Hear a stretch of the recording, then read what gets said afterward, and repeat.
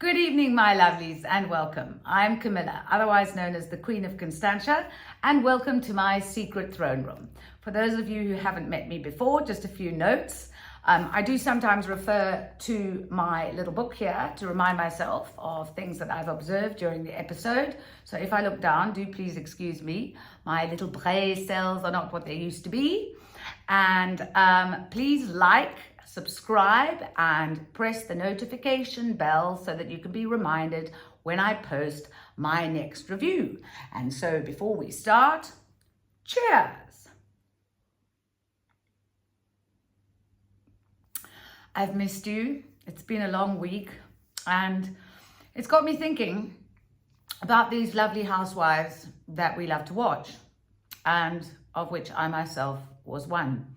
It's got me a bit reflective, because I've been suffering from quite a bout of extreme ill health, and on top of that, quite a bout of extreme parenting of teenagers and various other things that come along. And I thought that I would share with you, my kind and lovely audience, my thoughts on how much these women actually share with us, no matter our opinions of them, whether we think that they are the villain or the kind one or the sweet one or the interfering one or the bone collector or whatever. All of the women in these shows are kind enough to open up their lives to us. The filming schedule is extremely intense. They juggle their lives, their house, their lives, their jobs, their kids, their husbands, if they have them, their partnerships, their romances, and they open themselves up to us, often to ridicule, often to the Twitterati and to great cruelty. And I just thought that I'd put that out there as a little reminder, you know, when I found it this week that my reviews have just unfortunately been put up incredibly late, that I would put it out there. How things happen in this world of ours and how amazing it is. And I want to honor the ladies who are in Real Housewives for the fact that they actually give this to us and put themselves out there for all the hurt and the ridicule that they may meet, for all the stuff that they go through on the show, because let's face it, it can get quite dramatic, it can get quite harsh, they can go through quite a lot of bullying, one between the other. And yeah, I just wanted to honor them at this point and say, well done, ladies. You're getting up there, you're giving it to us, and thank you. We respect you and we enjoy what you give us. You're serving it, and thank you very much. So we're going to begin with tonight's review of episode 3 of Real Housewives of Nairobi. And we begin with Sanal, who is sitting with her brand manager or branding man, Tony. His dress sense. Oh, doesn't he look gorgeous? So she's planning a declutter party. At this point, I'm not exactly clear on what she's planning to declutter. And I'm looking so forward to finding out whether it's going to be clothes, whether it's going to be a serenity decluttering, a mental decluttering. But I can tell you the planning looks amazing. So she's got I'm sorry, I'll take that back. She's got an event planner there, and they're planning a beautiful invitation. It looks absolutely stunning. She's wearing a fabulous sari, a Chanel sari. I've never seen such a thing. I do have a sari here, a silk one with the whole top and everything, but I am so bad at putting it on. I always have to have a friend over to help me tie it. So yeah, I'd like to wear it actually one night when I review Real Housewives of Nairobi, to sort of do honor to the Indian culture there. So I think I'm gonna have to get somebody over to help me dress.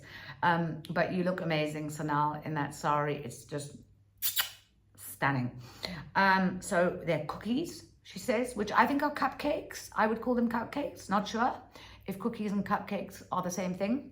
And the venue apparently is going to be at a place called Kempinski. Sounds very Russian to me, but we'll see. And then, of course, she says she's known as Simba Okay, I love that. And then Generali. So we've got a couple of names there. I'm still not quite sure what Sanal actually does. I haven't got clarity on that yet, apart from have a wonderful, huge closet and shoe collection. She hasn't told us, unless I've missed something, but I'm not quite sure what she does. I'd like to find out. And then we move on to Maria. Now, Maria is still looking like a main cast member at the moment. You know, all her appearances and the way that she's been shot and everything. She goes to a meeting with Dr. Joyce Chikunda, who is, she says, was her mentor and helped her navigate business in Nairobi. And it looks like Maria is joining the Linton Group and opening a clinic in Kenya with them. So is she going to close down her clinic in Romania after only 1 year? That seems a very quick time. It looked like, I mean, I've been on the internet, it looked like a very amazing and expensive clinic to open. The clinic is in her husband's name. When I say it's in her husband's name, the clinic is named, it's her married surname. The married surname is the name of the clinic. I'm just interested, or I don't know. I mean, is she going to commute? I don't know, but she's now joining the Linton Group in Kenya. That's what it would appear. So don't know. Did it not work in Romania? Or is she leaving a skeleton staff there? Is she employing other people to run it? We're not getting much background on that. She hasn't explained why she's coming back to Kenya, which is strange. To me, I just find it strange. We haven't had a backstory. And then we see Sanal and Susan. Now, Sanal is feeling low. I'm getting a feeling that Sanal is terribly, terribly vulnerable and a little bit sad. And I'm just not sure why. My empathy tingles are reaching out to Sanal a lot. I'm sensing something, and I'm not sure what I'm sensing, and I don't understand why she has this deep sadness that I keep on feeling. She says that Susan is a tall dot, and I love that. I just thought that was so funny. I think it was to do with her being a sort of a dot of peace or something, a very tall dot. I love that. Susan, your pink confessional look, would you please stop it? Because I can't go any more green with envy. I just want all your outfits. So would you please just behave yourself and tone them down? Because I can't anymore. Monet and Susan just is hilarious, because she talks about what Monet wore at the rally, and she talks about her looking like like an electrocution in her red leggings and her red wig, and wearing a 1200 bob hat, and it was so funny. Now you see, that was real shade. It was shady shade, and it was funny. I like that. I like real shade. Not Monet tends to throw out a lot of practiced amateur shade. That from Susan was good shade, and it was funny. So well done, Susan. 10 out of 10 for that. Then this is interesting. Then Sanal starts to talk about something that I talked about. I think it was last episode, where I said that addiction, I talked about anxiety, depression, and shopping.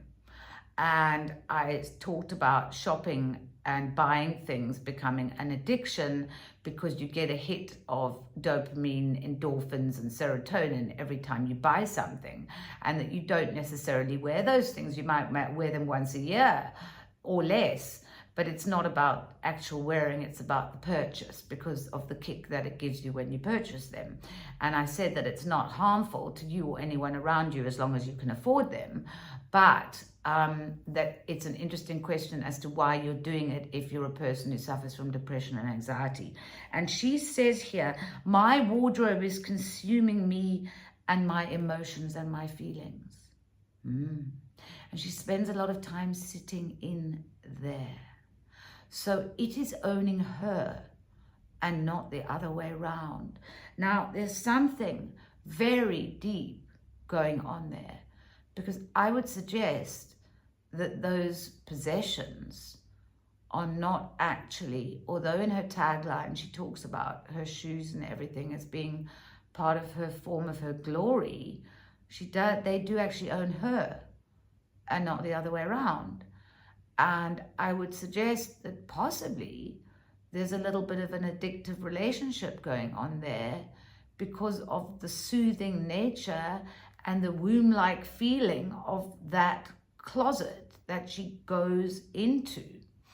And I think, I don't know who she works with in terms of therapy, but there definitely she needs to look at that in terms of that relationship with that anxiety and depression.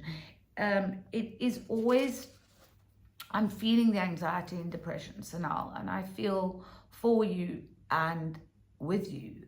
And of course there is, I mean, you dance so beautifully. That is a way of getting out feelings and feeling joy. I really hope that you can find the joy and get more joy back in your life. You deserve it. You're beautiful. And you, to me, you exude a serenity, but it's like you can't find the serenity for yourself, but you definitely exude it for others. This is just what I feel. And then Susan says that Sanal says that Monet called to RSVP and said, I'm coming to your party and I'm just calling to let you know that I'm coming to throw shade. Well, Sanal, of course she did. She's calling you firstly to throw you off balance because she's an attention seeker. And she wants you to already be disturbed before you've arrived at your own party. Isn't that a nice thing to do? And secondly, announcing that you're going to be throwing shade means that you're not throwing shade, because it's not real shade. Because real shade is done in the moment, and it's intellectual and it's fast. Like what Susan just did with the electrocution and the 12 bob hat. So, real shade is not prepared in that sense. I mean, yes, you can bring receipts, but then that's not shade. That is just the natural parry and thrust of a debate, you might say. Okay, so it's a different thing. Rather than what you might say is, I might be coming to throw insults or whatever, but why would you say that? So she's actually, what she's done is she's phoned you to disturb your equilibrium on purpose, because she knows you're a gentle, soft soul, and she knows it's going to disturb your equilibrium. And that's what she wants to do. Be careful of her and don't respond. Don't get thrown off balance when she does things like this and expect them to happen because she's going to continue to do them. That's her modus operandi. Just letting you know. So, Mine, very unsubtle, by the way, as well. If I were you and I were going to do this sort of thing, I wouldn't give away my action plan. That's another thing, because you're giving away your cards too soon. So you're then not springing your plan into action and having fun with it when you arrive. But anyway, that's your call. But I see why you did it. So the other thing is, I was going to say, so now if I got that kind of response, I would uninvite her forthwith. If I had somebody who phoned up and said, well, I'm going to come along, but I'm planning to bring masses of shade, I would say, oh, my goodness gracious me, I've suddenly decided, actually, I don't think I want you to come. Sorry, bye. That's what I do. So, that evil queen laughter. Susan says she will go for her if she attacks at Sanal's event. But poor Sanal is obviously completely out of her depth. I do love seeing Susan and Sanal together. They're just really, really sweet. And of course, we land up seeing that, in fact, Susan and Monet do land up in a bit of a set too. Yeah, and, you know, good for you, Susan, for defending Sanal. You know, she probably does need somebody on her side, because it's not her ballpark, you know, to get into. She cannot match up to the type of street fighter that Monet is. They're just on a completely different level, those two. They're never the twain shall meet, as they say. And then the two then burn some sage in order to clear the negative energy. Well, let's not talk about burning sage while I'm doing reviewing, because there's a long story of that on Real Housewives of Cape Town. It brings back some significant trauma memories for me. No, it doesn't. Not really. I'm just kidding. Anyway, moving on. We get to Lisa is at her lifestyle shop in Gigiri. I hope I said that right. Oh, I forgot to say Habari at the beginning when I started my review. So I might as well do it now. Hello, everyone. Habari. Maria visits and brings, it is in fact an exquisite bunch of white roses in black paper.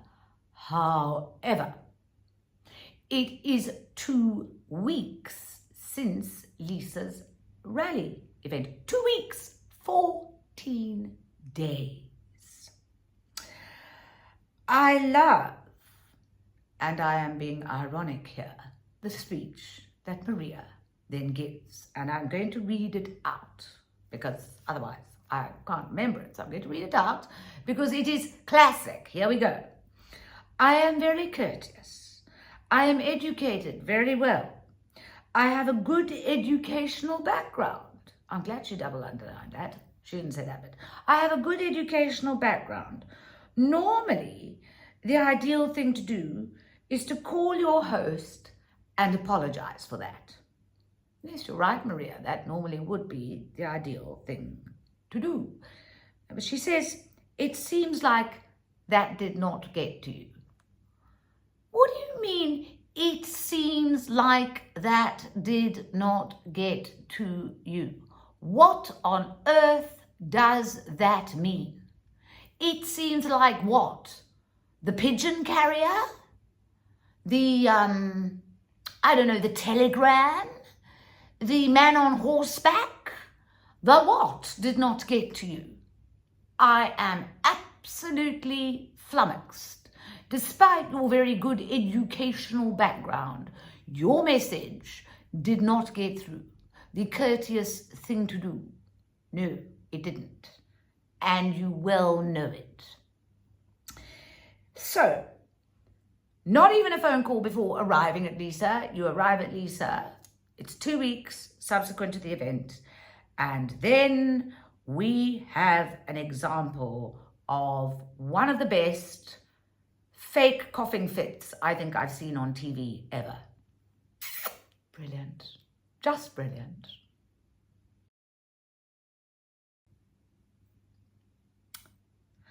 So, Lisa has forgiven her, but she will never invite her to anything ever again.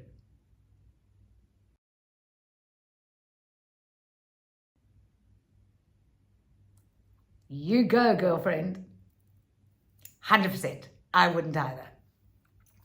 So, Sanal's invite arrives, and there are definitely no warm fuzzies between Lisa and Maria. And Maria leaves, and they both got their invites. Lovely. And then we move on to Monet and Vera. Vera, you are looking amazing in that green outfit, girl. Absolutely stunning. They are wearing matching outfits to go baby shopping. I don't know if this is on purpose. Monet thinks she is very hilarious in her confessionals.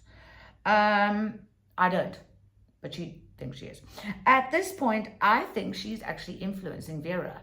And I find that odd because Vera's very strong, very high profile, and I can't quite get how Vera is being influenced.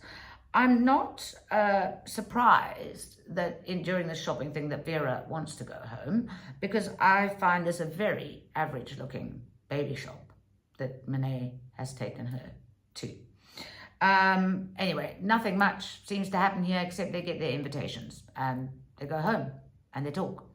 And then we've got Lisa, who is with her friend Rihanna, and we get to learn through this decluttering process that they do a little bit more about Lisa's history, emotions about her mother. Lisa and I seem to have a sort of parallel here because we both very recently lost our mothers, and she was talking about holding her mother's hand and the last breath, and it was almost identical to my own experience. So it was almost sort of gasp moment for me there. So it really touched me. It was a very, very recent clarity moment for me as well. And that decluttering, when you have to clear out your late parents' homes and things have to go. And I mean, I did some burning, just because some things you can't sell and they can't go to auction and you can't give. And the best thing to do is to just cremate in a way, just let them ashes to ashes. Yeah, so I enjoyed that, and I enjoyed getting to know a bit more about you, Lisa, through that process. And thank you very much for sharing. And then we had Snarl hurting, again, feeling vulnerable, visiting her friend, her Russian friend. She's hoping she can get her decluttering concept across to the ladies. I wonder if that's going to happen, but does it matter, Sanal? Because it's your party and you can cry if you want to, you know. Really, it's your party and it's your concept. And I have no doubt, with all the effort that you've put in, that it's going to be amazing. And then we see Susan, and she's going out with her daughter Mia, going riding.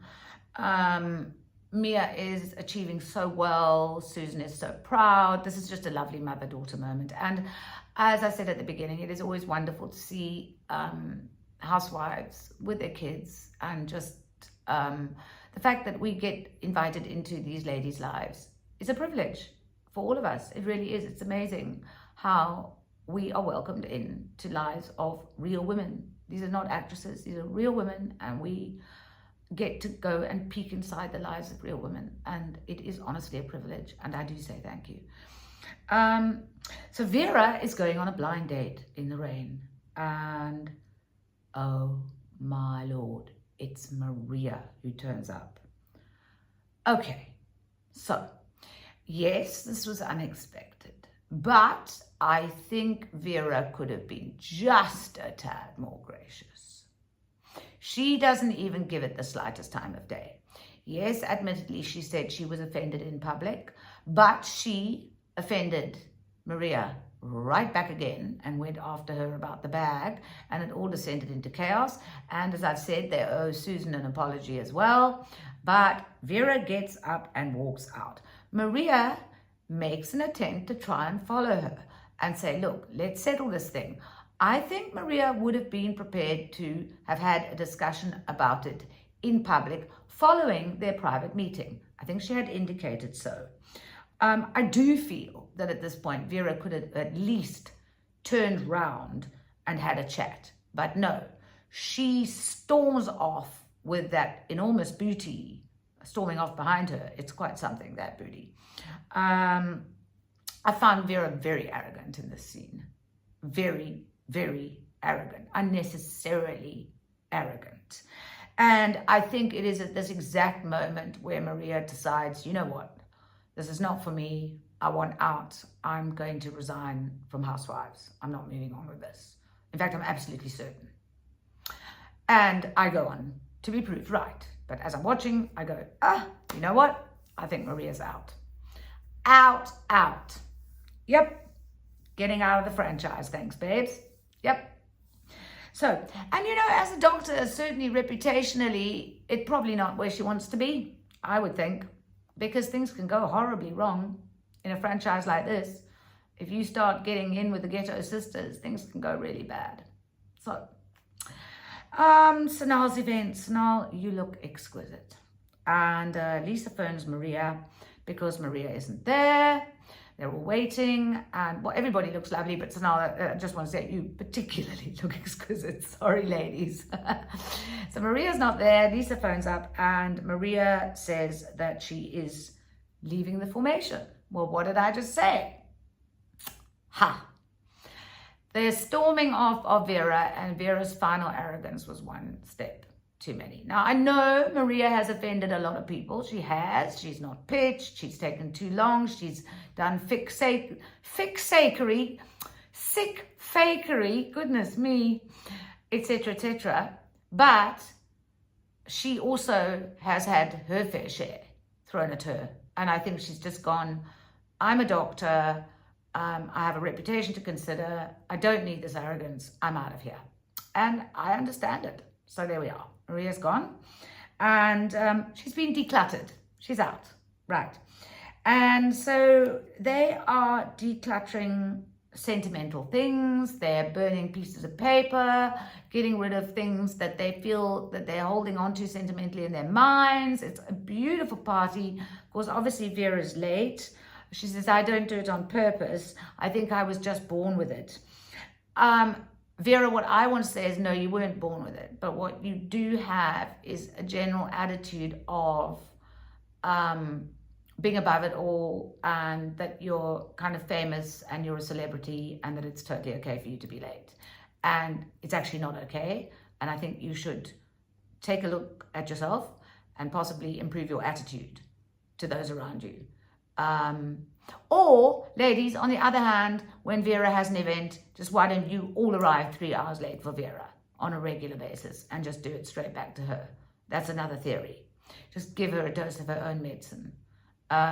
Because Vera's attitude is one of, I'm Queen Bee, and, you know, takes me a bit longer to get ready. Pregnancy is not an excuse, I'm afraid. It's not. You know, yeah, an hour, maybe at the outside, just. But a few hours, absolutely not. So I love the theme of this party. I love the ritual of this party. Just the whole, you know, messages that of things that you are going to leave behind, burning them and getting rid of things that you're holding on to. I just think this is just amazing, spiritually wonderful. So now your table is absolutely magnificent, as is your decor. And I see you sneaked a little wardrobe change in there. Very clever. I'm loving this, ladies. We didn't do it on our show, but I'm definitely going to do it next time. Great. And there on the table is Dr. Maria's personal engraved gift. That made me feel a bit sad.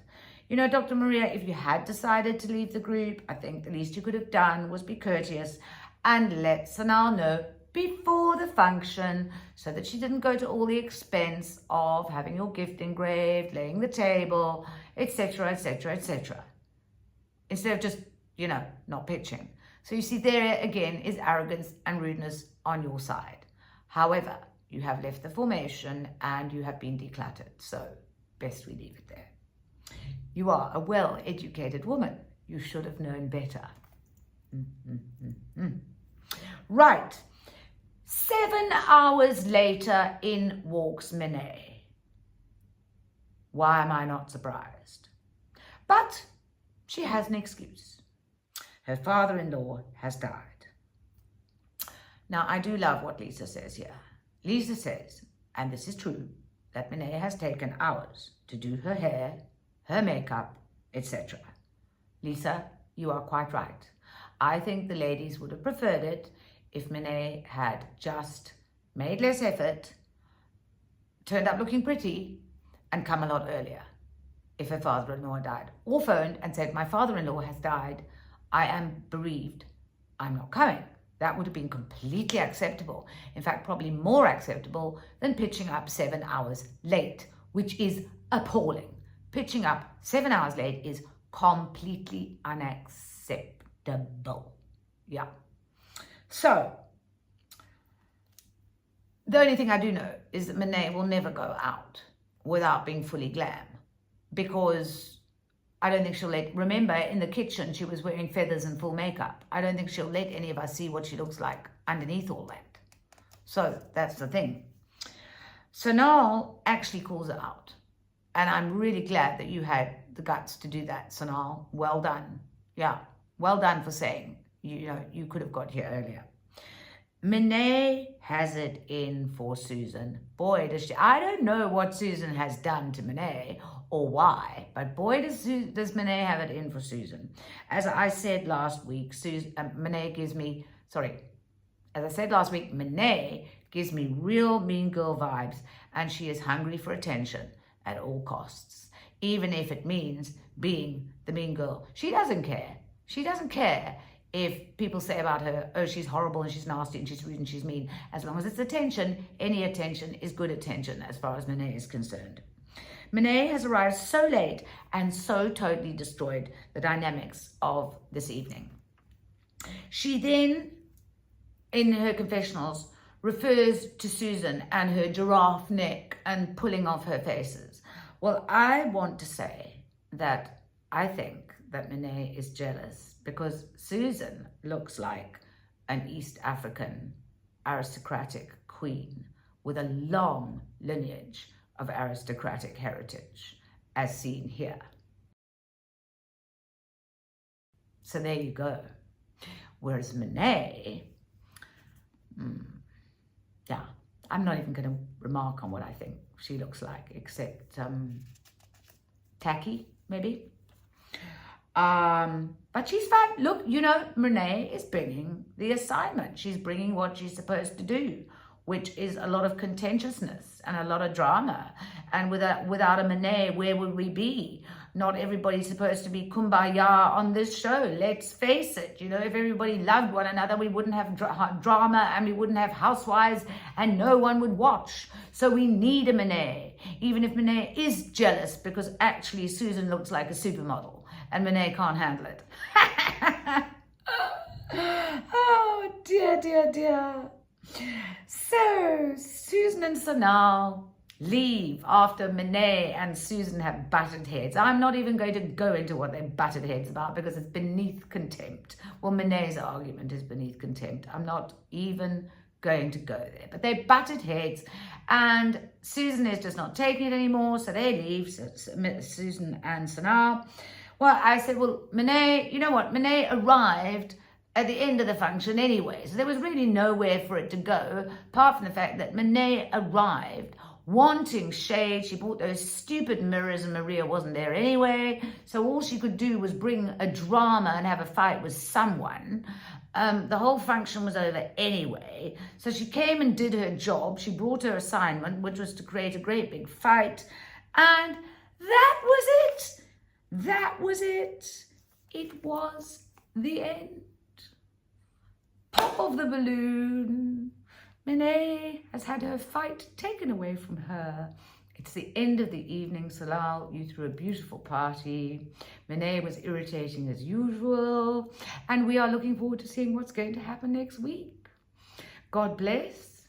Good night. Sleep tight, my lovelies. I shall see you again next week. Can't wait for episode 4. Mwah! Love you all lots. Please like. Please subscribe. Hit the bell if you want to be reminded when I am putting up my next review. And I love you all to bits. Night, night. Bye.